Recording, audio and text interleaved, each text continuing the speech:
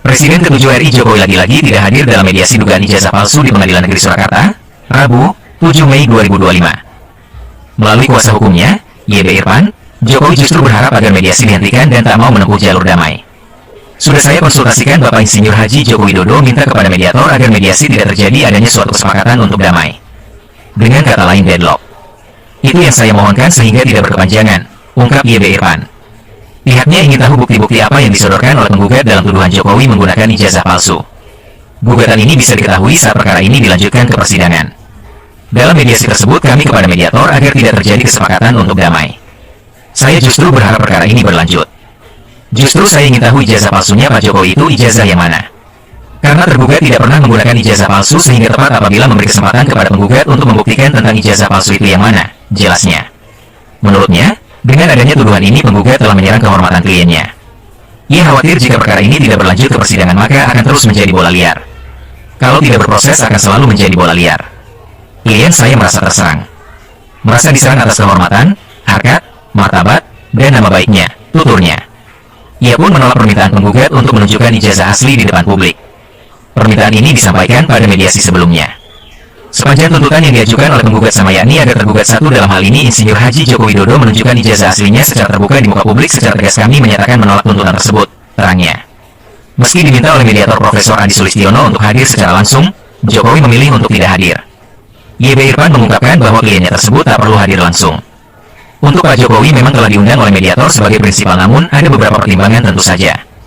Terutama apa yang kami sampaikan minggu lalu pihak penggugat tidak memiliki legal standing untuk mengajukan gugatan terkait adanya dugaan Pak Jokowi menggunakan ijazah palsu dalam proses calon wali kota Surakarta, Gubernur DKI Jakarta, maupun Presiden Republik Indonesia. Sudah layak sepantasnya Pak Jokowi tidak datang dalam proses mediasi untuk menyelesaikan secara win-win solution dengan pihak penggugat yang dipandu oleh mediator, tuturnya. Meski tak berkenan hadir, ia menolak anggapan kliennya tidak beritikat baik. Dengan diberikannya kuasa khusus, menurutnya ini sudah merupakan itikat baik menjalani proses mediasi. Yang perlu kami garis bawahi tidak hadirnya Pak Jokowi tidak bisa dikualifikasi sebagai pihak yang beritikat tidak baik mengingat Pak Jokowi tetap memberikan kuasa khusus mediasi. Kami selaku tim kuasa hukum diberi kewenangan diberi keputusan tentang objek yang saat ini disengketakan dalam tahap mediasi. Mediasi kami tetap memenuhi karena bagian dari hukum acara, jelasnya.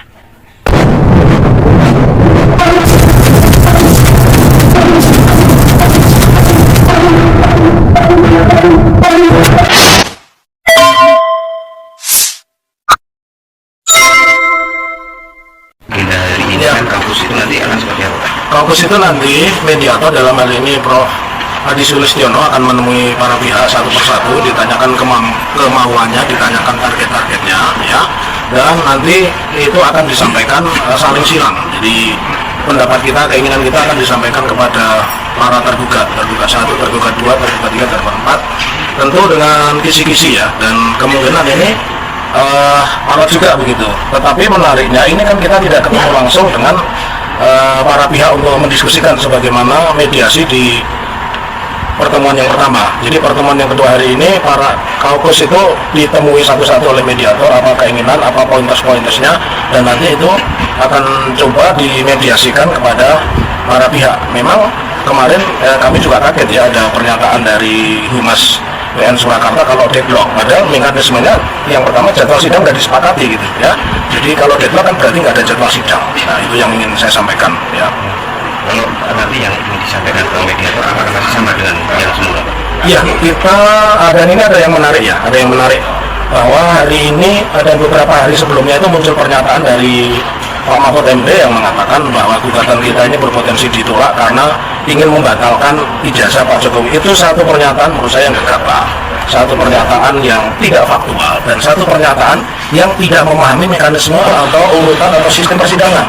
Sistem persidangan kalau perdata itu kan yang pertama adalah menunjuk mediator. Kemudian yang kedua setelah menunjuk mediator tentu di situ ada proses namanya mediasi. Jadi tidak mungkin ketika menangani sebuah perkara langsung membuka gugatannya apa. Itu yang pertama yang disampaikan. Yang kedua, sampai hari ini kami belum membacakan gugatan ya. Jadi tidak mungkin ada orang yang bisa tahu isi gugatannya apa, lebih-lebih Pak Mahfud.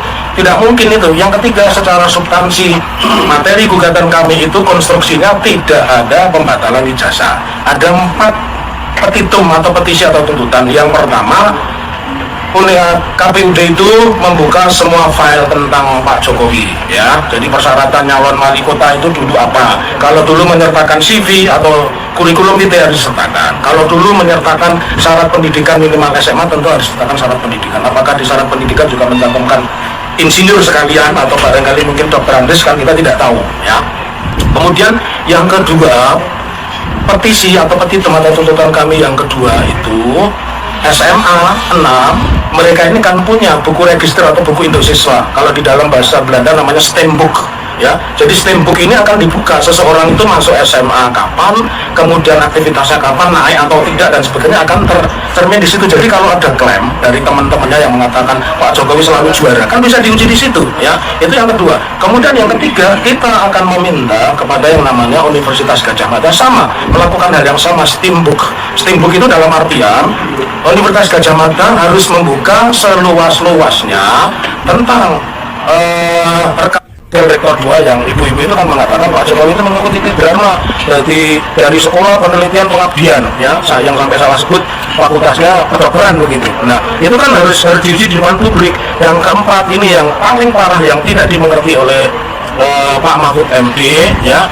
bahwa ada undang-undang yang melarang orang itu menyembunyikan identitas seorang pejabat negara. Apalagi beliau sudah terpublikasi, sudah selesai sebagai pejabat negara. Maka seperti ijazah, seperti pendaftaran dan sebagainya itu atau CV itu tidak bukan sesuatu yang dirahasiakan dan itu ada konsekuensinya, ya. Di pasal berapa? 83 ayat 2, ya.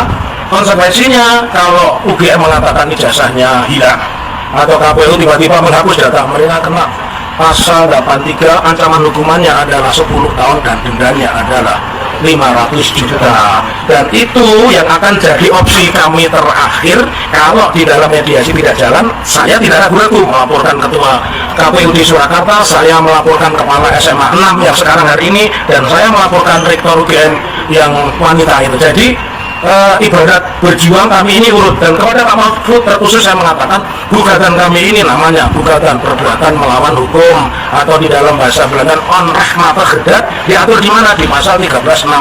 Gugatan kami bukan wan prestasi. Wan prestasi itu ada kesepakatan. Kalau yang muncul di mana-mana Pak Mahfud mengatakan kan tidak ada perjanjian. Ya memang kami tidak ada perjanjian, makanya kami juga tidak menuntut pembatalan. Kalau menuntut pembatalan itu mekanismenya bukan pengadilan umum, tapi pengadilan tata usaha negara. Jadi ada hal-hal baru dan saya akan memberi hadiah kepada para tergugat dalam bentuk laporan polisi. Anda telah menyembunyikan data, Anda telah menyembunyikan CV Pak Jokowi, itu melanggar Undang-Undang Nomor 43 Tahun 2009, ya. Pasalnya adalah 83 ayat 2. Jadi saya sebagai ahli pidana membuktikan di injury time, di terakhir mediasi ini senjata saya banyak. Jadi baru ini sangat surprise ini, ya. Jadi jangan main-main, jangan mengatakan berlindung, tidak ada, ya. Siapapun tidak boleh berlindung di balik polisi, berlindung di balik rahasia, nggak ada. Orang sudah jadi presiden itu sudah bukan rahasia. Kalau utang dengan negara saja tidak rahasia, apalagi sejarah, CV dan sebagainya. Itu teman-teman. Mungkin ditambahkan peran kami. Jadi dari saya hari ini kan agendanya kan masih mediasi, ya. Jadi mediasi ini kan kemarin kita sudah menyetujui bahwa hari ini agendanya adalah kaukus. Tadi sudah dijelaskan oleh Dr. Taufik bahwa kaukus ini nanti akan dari para pihak ini akan ketemu dengan mediator secara tertutup. Ini mengungkapkan apa keinginan dari masing-masing pihak. Kalau dari kami sudah jelas, kami tetap pada gugatan, kami tetap meminta kepada majelis hakim sesuai dengan petitum yang kami ajukan. Dan sebenarnya yang perlu digarisbawahi dari berbagai macam media yang memberitakan, ya. Jadi ada timelinenya dari Pak Jokowi terus kemudian melaporkan dan lain sebagainya. Sebenarnya ini gampang. Pembuktian ijazah ini, bawa ijazahnya ke pengadilan sesuai perkataannya beliau waktu di rumah dulu. Tunjukkan kepada masyarakat dan silakan siapapun yang nanti akan memeriksa atau mengujinya. Jadi kalau seandainya bilang, oh ini bukan milik pribadi, bukan objek penelitian, karena beliau itu sudah menjadi pejabat. Kalau sekarang memang beliau itu mantan presiden, tetapi jangan lupa sekarang juga beliau masih menjabat sebagai penasihat dan antara. Jadi beliau itu masih menjadi seorang pejabat publik. Itu ya untuk ijazah dan berkas-berkas lain itu justru wajib diumumkan. Seperti yang contoh tokoh bangsa kita, guru bangsa kita, Muhammad Hatta, yang ijazahnya dipamerkan di Belanda. Terus yang kedua, bahwa ini sebenarnya adalah ujian bagi para pejabat ya. Jadi pejabat ini kan bukan terus seenaknya berpendapat dan itu dianggap sebagai hukum. Bukan, hukum di Indonesia itu jelas mengaturnya. Jadi tidak seperti keinginan pribadi, tetapi hukum ini sudah diatur sedemikian rupa. Maka dari itu sesuai dengan Undang-Undang Dasar 1945 bahwa semua orang di mata hukum adalah sama. Jadi siapapun beliau, jadi dengan isu yang semakin meningkat ini justru akan menunjukkan bagaimana kapasitas seorang pejabat di mata masyarakat, di mata rakyat. Itu yang kita perlu garis bawahi. Saya rasa demikian. Mungkin ada yang mau menambahkan. Di Surakarta bahwa itu rahasia saya buka. LHKPN, harta kekayaan saya wajib diumumkan, apalagi cuma ijazah, apalagi cuma sekolah. LHKPN itu undang-undang. Laporan harta kekayaan penyelenggara negara. Jadi tahun ini kalau saya wali kota tambah harta saya berapa, berkurang berapa, harta apa bergerak dan tidak bergerak saya apa, itu saja diumumkan. Jadi logika ini sudah kami bongkar dan kemarin memang kami sengaja ya, dan itu bukan penghinaan. Masa disuruh bukan ijazah kok penghinaan, kecuali orang yang sudah di muka umum terbukti punya ijazah nggak perlu dibuktikan ya. Saya nggak perlu dibuktikan karena sudah terbukti ijazah saya sudah diupload ya di SIM ya, di Dikti atau Properties 6 ya. Jadi sekali lagi menyoal tentang ijazah itu bukan menyebarkan rasa malu, bukan mempermalukan, bukan menghinakan. Kenapa? Karena harta yang namanya tambah piring, tambah jam tangan, tambah sepeda motor atau sepeda listrik saja wajib diumumkan, namanya LHKPN. Jadi pengadilan ini buat kami adalah tempat mengedukasi, bukan tempat membenci, bukan tempat menghinakan, tapi justru menjadi tempat terhormat bagi siapapun yang hari ini sedang diragukan keabsahannya kalau dia pernah sekolah. Begitu rekan-rekan? Oke, terima kasih. Selamat pagi. Untuk agenda pagi ini sesuai jadwal yang telah disepakati oleh para pihak, mediator Prof. Adi Sulistiono akan melaksanakan kampus. Jadi akan bertemu dengan masing-masing pihak tanpa melibatkan kedua belah pihak terlebih dahulu. Intinya seperti itu. Ya, dari itu orangnya kan masih sama, berarti jawaban dari iya, jadi sepanjang tuntutan yang diajukan oleh penggugat sama, yakni agar tergugat satu dalam hal ini Bapak Insinyur Haji Joko Widodo supaya menunjukkan ijazah aslinya secara terbuka di muka publik, secara tegas. Kami tetap menyatakan untuk menolak atas tuntutan tersebut.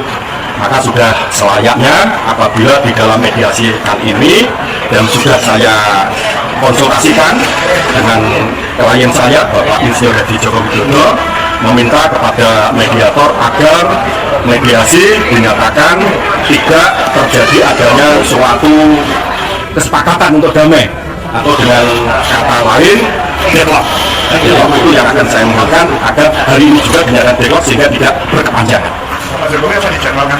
Untuk Pak Jokowi memang oleh mediator telah diundang supaya hadir secara prinsipal, namun ada beberapa pertimbangan tentu saja, terutama seperti apa yang telah kami sampaikan pada hari Rabu minggu yang lalu, karena pihak penggugat sendiri tidak memiliki legal standing, tidak memiliki kepentingan, tidak memiliki hak untuk mengajukan gugatan terkait dengan adanya dugaan bahwa Pak Jokowi menggunakan ijazah palsu dalam hal proses calon kepala daerah dan wali kota Surakarta, Gubernur DKI Jakarta maupun Presiden Republik Indonesia selama 2 periode. Maka sudah layak dan sepantasnya apabila Pak Jokowi tidak datang dalam proses mediasi untuk menyelesaikan secara win-win solution dengan pihak penggugat yang dibantu oleh mediator.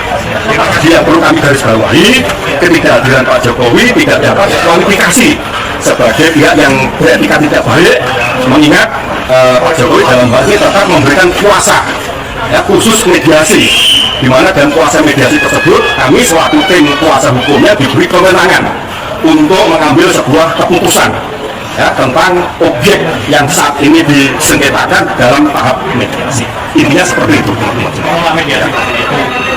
Bagaimana Mas? Mediasi kami tetap melakukan mediasi, kami tetap memenuhi karena itu bagian dari hukum acara. sesuai dengan Perma nomor 1 tahun 2016. Akan tetapi dalam mediasi tersebut kami mohon kepada mediator agar dinyatakan tidak terjadi adanya suatu kesepakatan untuk damai. Jadi saya justru berharap agar perkara ini berlanjut, ya, berlanjut apapun konsekuensinya, karena sesuai dengan posita gugatan penggugat, dia akan membuktikan bahwa ijazah Pak Jokowi adalah palsu. Justru saya ingin mengetahui ijazah palsunya yang di Pak Jokowi itu yang mana, berarti kan penggugat yang tahu. Nah, karena tergugat tidak pernah menggunakan ijazah palsu, sehingga sudah tepat apabila kami justru memberi kesempatan kepada penggugat untuk membuktikan tentang ijazah palsu yang digunakan Pak Jokowi itu yang mana. Saya ingin tahu. Sebab kalau perkara ini tidak berproses, ya, dalam pemeriksaan oleh majelis hakim pemeriksa perkara, justru isu-isu, ya, tentang ijazah palsu itu nanti justru akan selalu menjadi bola liar. Dan ini benar-benar klien saya, Pak Jokowi, merasa terserang, ya, merasa diserang atas kehormatan, nama baiknya, harkat dan martabatnya. Dan kami sudah saya sampaikan apa yang dilakukan penggugat ini adalah merupakan suatu tuntutan yang bersifat inkonstitusional, yang melanggar konstitusi, termasuk melanggar HAM. Lebih kurang seperti itu. Terima kasih. Terima kasih ya. Terima kasih ya. Terima kasih.